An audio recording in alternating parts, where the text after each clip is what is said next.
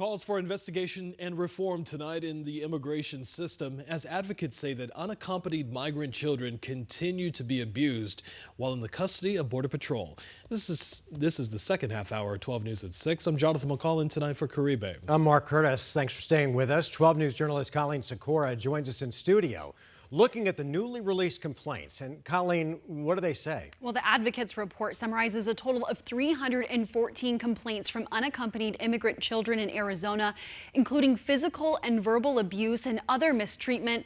Well, this report comes from kids in custody from January 2023 to just March of this year. The advocates say these problems aren't new. Hundreds of complaints.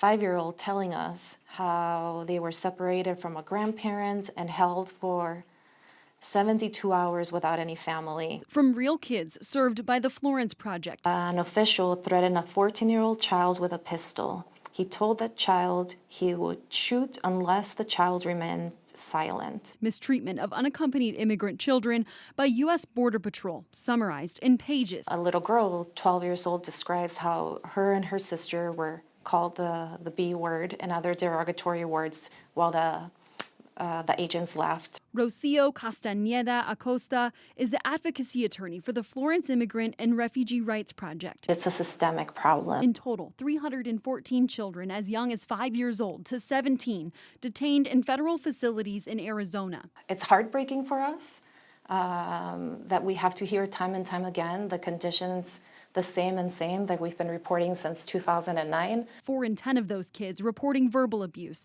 and 1 in 10 reporting physical abuse, in addition to extremely cold temperatures, being detained with adults, and being held longer than the 72 hours the law allows. They're in a situation where the most vulnerable, they don't have a legal guardian or parent to be there for them, and they're detained, and this is what they're experiencing. Now these complaints filed again with the U.S. Department of Homeland Security, which oversees Customs and Border Protection, one of the world's largest law enforcement organizations.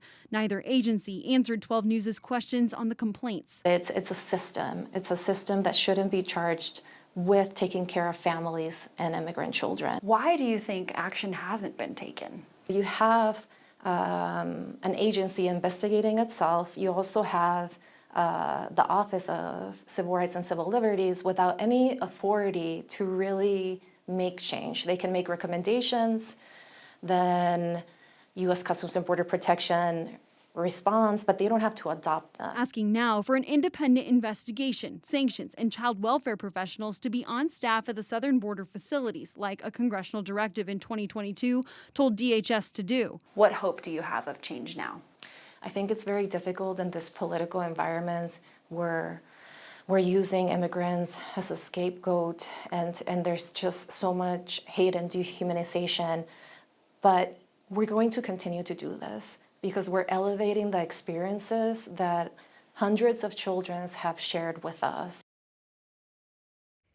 And this report comes after just last month, the Office of Inspector General found Immigration and Customs Enforcement wasn't able to account for the location of all unaccompanied migrant children. The OIG says that makes kids more at risk for trafficking, exploitation, and forced labor. Colleen Sikora, 12 News. Colleen, thanks.